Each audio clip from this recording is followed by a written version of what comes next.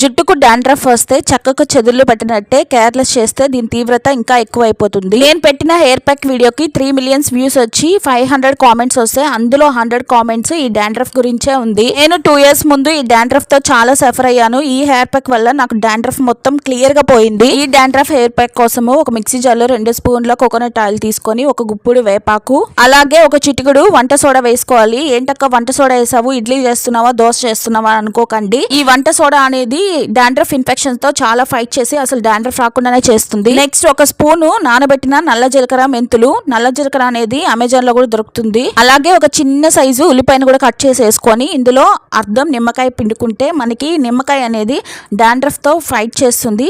అలాగే కొద్దిగా పెరుగు, అల్లోవెరా జెల్ కూడా వేసుకొని దీన్ని మిక్సీ పట్టేద్దాం. నేను చెప్పిన క్వాంటిటీ ఒక కప్పుకి అయితే వచ్చింది. ఫుల్ హెయిర్ ఉండే వాళ్ళకి ఇది సరిపోతుంది. ఎక్కడెక్కడ డాండ్రఫ్ ఎక్కువగా ఉందో అక్కడ బాగా అప్లై చేసి ఇలా హెడ్ మొత్తం అప్లై చేసుకున్న తర్వాత 20 మినిట్స్